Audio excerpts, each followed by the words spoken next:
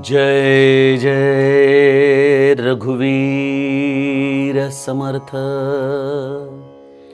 अहंता गुणे सर्वही दुःख होते, मुखे बोलिले ज्ञान ते व्यर्थ जाते। सुखी राहता सर्वही सुख आहे, अहंता तुझी तूची शोधून पाहे। जय जय रघुवीर समर्थ। श्रोता वक्ता श्रीराम समर्थ। जय जय रघुवीर समर्थ। श्रीराम आपल्या सर्वांच्या हृदयस्थ वसणाऱ्या आत्मारामास साष्टांग प्रणिपात करून मनोबोध एक अंतरयात्रा हा श्री समर्थ रामदास स्वामी विरचित मनाच्या श्लोकाचा जो आपण अभ्यास करत आहोत। गेल्या श्लोकापासून समर्थांनी मनुष्य जीवनामध्ये अहंतेच्या कारणाने किती प्रकारचे त्याला त्रास सहन करावे लागतात हे सांगताना गेल्या श्लोकामध्ये आपल्याला काही गोष्टी आपल्या जीवनातून त्यागण्यासाठी सांगितल्या आहेत। कुठल्या गोष्टी? नको रे मना वाद हा खेदकारी। हे मना, उगीच वादात पडू नकोस, उगीच तत्वार्थाच्या नावाखाली आपली शक्ती खर्च करू नकोस मना। आणि या तत्वार्थातून कधीच कोणाचं परमसमाधान झालंय का? निश्चितच नाही। प्रत्येक जण जिंकल्याच्याच आविर्भावामध्ये बाहेर पडतो ना, त्यातून क्रोधच निर्माण होतो ना। हा क्रोध नाना प्रकारचे विकारच निर्माण करतो ना। म्हणून हे जीवा, हे शिष्या ऐक, नको रे मना शिकवू पुढीलांसी। कोणाला शिकवण्याच्या भानगडीत पडू नकोस, कारण हा अहंभाव हा राहिला तुझ पाशी। तूच तुझ्या या अहंभावाला स्वतःच्या अंतःकरणामध्ये शोध। हा अहंभाव जर तू शोधला नाहीस, हा अहंकार जर तू सोडला नाहीस, तर काय होतं याचं दर्शन समर्थ आम्हाला आजच्या श्लोकामध्ये करतात। काय म्हणतायत समर्थ माऊली? अहंता गुणे सर्वही दुःख होते। या अहंकाराच्या पायी सर्व जीवांना दुःख सहन करावं लागतं। मुखी बोलिले ज्ञान ते व्यर्थ जाते। आपल्याला खूप मोठ्या मोठ्या गोष्टी बोलायला आवडतात, ज्ञानाच्या गोष्टी बोलायला आवडतात, परंतु जेव्हा प्रसंग येतो आणि जेव्हा तो अहंकार उफाळून येतो, त्यावेळेला ते ज्ञान कुठेतरी म्यान झाल्यासारखं असतं। ते आमच्या आचरणामध्ये उतरत नाही, ते सगळं वाया जातं। खरंच हा अहंकार जर जीवाने त्यागला तर किती त्याच्यासाठी सुख हे स्वाभाविकपणे त्याची वाट पाहत असतं। सुखी राहता सर्वही सुख आहे।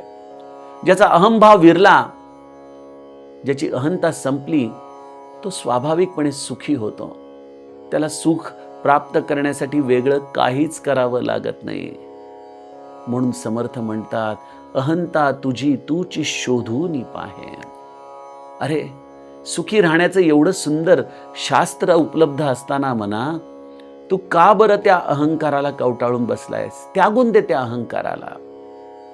सज्जनो, या अहंकाराचं दर्शन समर्थ आपल्याला या श्लोकामधून घडवतायत। मध्यंतरी कुठेतरी एक छान फोटो बघितला होता, त्यामध्ये एक इंग्लिश वाक्य लिहिलं होतं की try to sell your ego, then you will understand its value. तुम्ही तुमचा अहंकार विकून बघा, म्हणजे तुम्हाला त्याची किंमत खरी कळेल। खरोखर कवडी मोलाची देखील किंमत या अहंकाराला नाहीये, पण मनुष्याने त्या अहंकाराला लाख मोलाचं मानलं आणि जगावरती त्या अहंकाराच्या आधाराने तो प्रभाव प्रस्थापित करण्याचा प्रयत्न करतोय। खरंच या सृष्टीमध्ये मी जेव्हा बघतो फुलांकडं, किती वेगवेगळ्या प्रकारची फुलं आहेत। कित्येकदा तर एकाच झाडावरती असलेली जास्वंदाची फुलं बघा, रातराणीची फुलं बघा, निशिगंधा बघा, 2 फुलं एकमेकांसारखी नाही आहेत. प्रत्येकामध्ये काहीतरी वैशिष्ट्य आहे, काहीतरी वेगळेपण आहे. पण तरी देखील हे प्रत्येक फूल आपापल्या आनंदाने उमललेलं आहे, आपापल्या आनंदामध्ये मग्न आहे. कुठलं एक फूल दुसऱ्या फुलाशी स्पर्धा करताना दिसतंय का आपल्याला?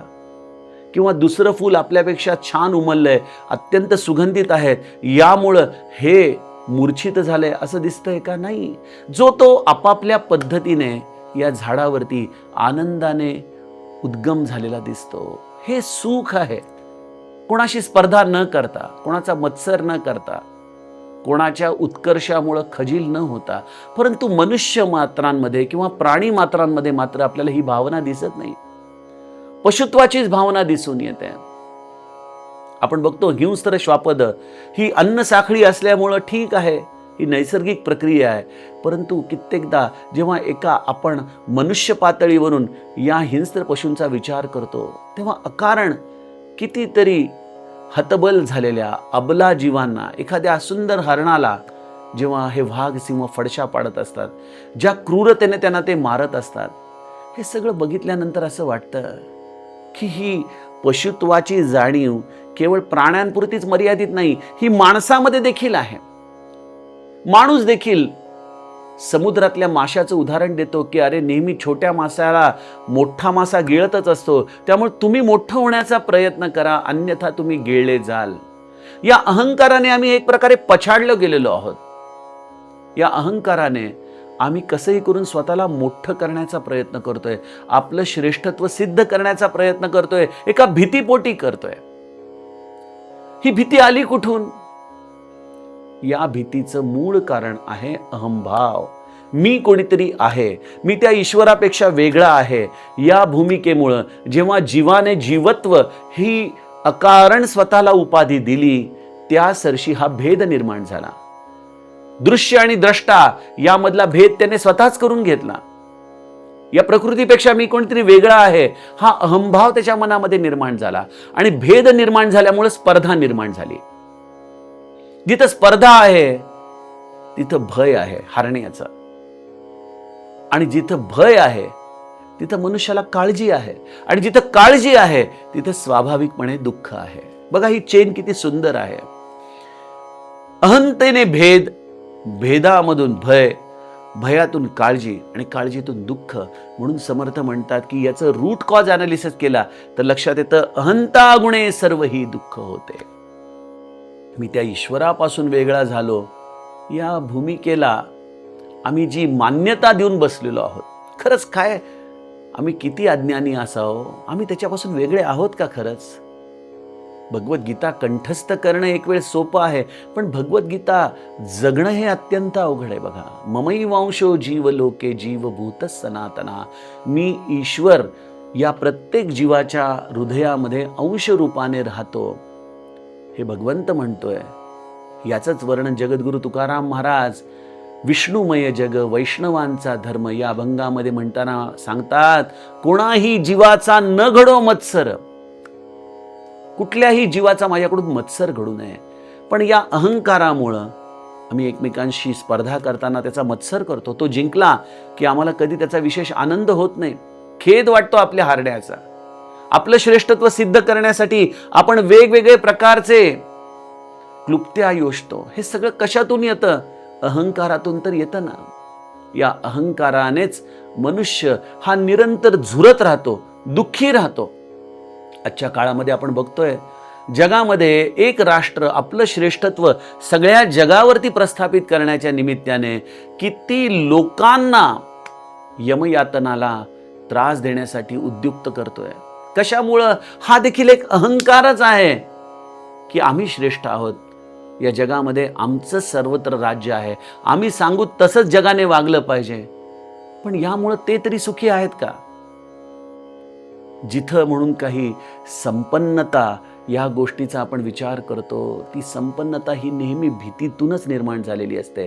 आणि या भयापोटीच मनुष्य हे आपलं श्रेष्ठत्व सिद्ध करण्याच्या मागं लागतो. अहंता गुणे सर्व ही दुःख होते, मुखी बोलिले ज्ञान ते व्यर्थ जाते. म्हणजे थोडक्यात काय, या विश्वामध्ये पशु प्राण्यांमध्ये हे सगळं जे चाललेलं आहे हे एक प्रकारे अहंताचं दर्शन आपल्याला दिसतं. आणि या अहंतेच्या पाठी सगळं जग हे दुःखामध्ये आहे. बघा, कोण सुखी आहे? जो जिंकला तोही सुखी नाही. महाभारतामध्ये युद्ध पर्वाच्या नंतर जेव्हा युधिष्ठिर धर्मराज गादीवरती बसतोय हस्तिनापुराच्या, त्यावेळेला तो सुखी आहे का? निश्चित नाहीये. आपण नीट वाचाल वर्णन तर त्याच्या डोळ्यातून अश्रू येतात. काय करून बसलो आपण हे? हा शेवटी अहंकाराचंच कुरुक्षेत्र होतं. आम्ही बरोबर का तुम्ही बरोबर या नादामध्ये एकमेकांना भावंड लढून बसलेले आहेत. हे योग्य आहे की अयोग्य हा गोष्ट इथं आपण थोडा वेळ बाजूला ठेवूयात. पण एक लक्षात घेतलं पाहिजे की या अहंतेनेच प्रत्येक जीव हा दुःखी आहे. बघा, आपल्या घरामध्ये आपण वैश्विक तर खूप बोललो, पण अगदी घरामध्ये देखील किरकोळ किरकोळ गोष्टींवरून भांडणं होतात. भांड्याला भांडं लागणं म्हणतात तसं. कधी सासू सुनेचं, कधी मुलाचं वडिलांचं, कधी भाऊ बहिणीचं, कधी भावाभावांचं. आणि यामुळं घरामध्ये अबोला निर्माण होतो. या अबोल्याचा त्रास त्या दोघांनाही होत असतो.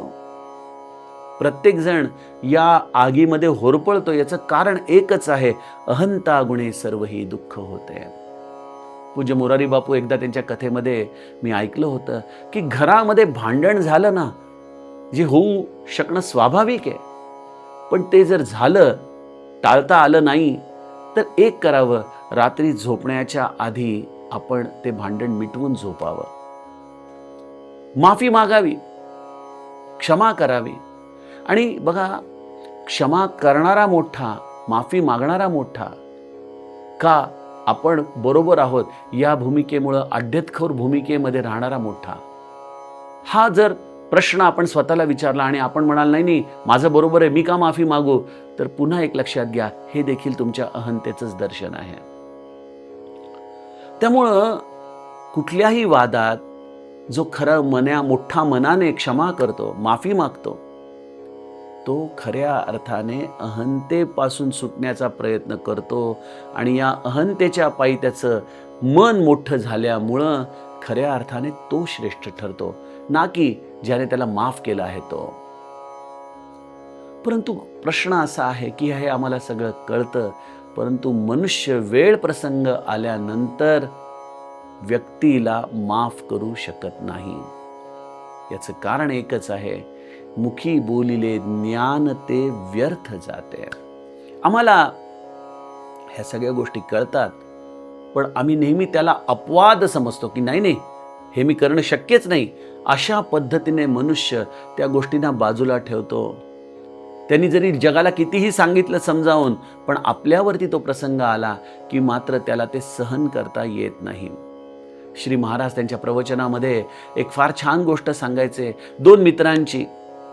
एकदा एका मित्राचं घर जळालं म्हणून दुसऱ्या मित्राला, जो परगावी राहत होता, त्याला ते कळाल्यानंतर त्याने एक छान पत्र मित्राला लिहून पाठवलं की अरे हे आयुष्य हे असंच असतं, जरी आज संधी गेली तरी काही हरकत नाही, तुझा प्राण वाचलेला आहे, तू सगळ्या फॅमिली सकट सुरक्षित आहेस, तू निश्चित प्रयत्न करशील, नवीन घर बांधशील, माझ्या खूप साऱ्या शुभेच्छा, तुझं कल्याण हो, वगैरे वगैरे. त्याने फार छान पत्र लिहून मित्राला पाठवलं.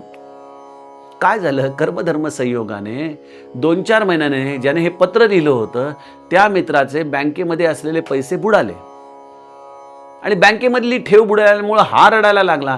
जेव्हा या पहिल्या मित्राला ते कळालं तेव्हा त्याने पुन्हा पत्र लिहिण्याची भानगड केली नाही. हा खालील उपदेश तुझ्यासाठीच म्हणून तेच पत्र त्याला परत पाठवून दिलं. अहंता गुणे सर्वही दुःख होते, मुखी बोलिले ज्ञान ते व्यर्थ जाते. ही मनुष्याची अहंता आहे, ज्याच्यामुळे त्याला दुःख भोगावं लागतं. सुखाची अपेक्षा करणं देखील अहंकार आहे आणि दुःख सहन न होणं हे देखील अहंकाराचंच दर्शन आहे. मग यासाठी काय करावं? हे सगळं आम्ही का करतोय? हे वाद का करतोय? कोणासमोर काय सिद्ध करण्याचा प्रयत्न करतोय? काय आम्हाला प्राप्त करायचंय? एकच गोष्ट आहे, आम्हाला सुखी व्हायचंय, आनंद प्राप्त करायचा आहे. मी म्हणतोय ते बरोबर आहे, जगाने याला मान्यता द्यावी. त्यातून पुढं काय? त्यातून पुढं एकच, मला सुख प्राप्त करायचं या जाणीवेचं.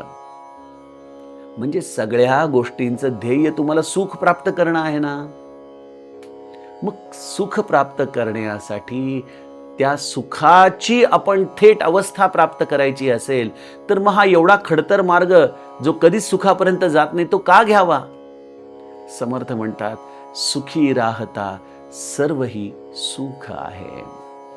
आपण सुखी राहण्यासाठी एकच करावं, आपला अहंकार सोडून जगायला शिकावं. अहंकार सोडून. पूज्य भाऊसाहेबांच्या चरित्रातला तो प्रसंग मी आपल्याला सांगितला का मला आठवत नाही, परंतु एकदा त्यांच्या विहीणबाई यांच्या मुलीची तक्रार म्हणजे त्यांच्या सुनेची तक्रार घेऊन यांच्याकडे आल्या आणि भाऊसाहेबांच्या बायकोशी अद्वा तद्वा भांडू लागल्या. तुमच्या मुलीला काही येत नाही, हे नाही, ते नाही, नेहमीच्या संसारिक कटकटी. पूज्य भाऊसाहेब तिथंच बसले होते. भाऊसाहेबांनी आपल्या विहीणबाईंना म्हणाले, अहो ऐकता का मी काय म्हणतो, गप्प बसाव, तुम्ही थेरडे आहात, तुम्हाला काय कळतंय? असं त्या विहीणबाई त्यांना तोंडावर म्हणाल्या. एखाद्याला थेरडा म्हटल्यानंतर खरं तर त्याला संताप यायला पाहिजे. भांडण संपलं, विहीणबाई निघून गेल्या आणि मग यांची पत्नी भाऊसाहेबांची त्यांच्याजवळ आली, म्हणाली, अहो तुम्हाला त्या थेरड्या म्हटल्या याचा मला फार राग आला हो म्हणे. तर भाऊसाहेब काय म्हणतात, आता म्हातारा झालोय मी, म्हाताऱ्या माणसाला थेरडा म्हटलं तर काय चुकलं त्यांचं? सज्जनो, बघा या छोट्या छोट्या उदाहरणांमधून समर्थांचा बोध आपल्या लक्षात येतो. सुखी राहता सर्वही सुख आहे. बघा चेंडू आपण भिंतीकडे जर मारला तर तो तेवढ्याच वेगाने परत येतो की नाही? ही भिंत म्हणजे काय आहे? भिंत म्हणजे अहंकार आहे आणि हा चेंडू म्हणजे आपला विचार आहे. आपण तो विचार जेवढ्या जोरात त्या अहंकाराच्या भिंतीवरती मारूत तेवढ्या वेगाने तो विचार आपल्याकडेच परत येतो आणि तो आपल्याला त्रास देतो. लोक म्हणतात ना, डोकं अगदी भणभणून गेलं माझं. अरे भणभणलं म्हणजे काय झालं? ते विचार सतत एकमेकांच्या ठिकाणी का घुटमळू लागलेले आहेत? हे सगळे त्या अहंकाराच्या भिंतीला जाऊन धडकतायत. असा विचार करा, जर एखादी भिंतच नसेल, आपण चेंडू कितीही जोरात मारला तरी तो काय परत येणार आहे का? निश्चित नाही. तो पुढंच निघून जाईल, विरून जाईल आकाशामध्ये. सुखी राहण्याचं हेच फार सुंदर मर्म आहे. आपण जसे एखाद्या सरोवरामध्ये शेवाळ दिसतं आपल्याला, पण ते शेवाळ हाताने जर आपण बाजूला केलं तर खाली कसं शुद्ध पाणी असतं की नाही? त्याप्रमाणे आपल्या या अहंभावाला आपण जर दूर करू शकलो तर तो अहंभाव दूर होताच आपल्याच अंतरंगामध्ये असलेली मधुर अशी सुखाची अवस्था आपल्याला प्राप्त होऊ शकते.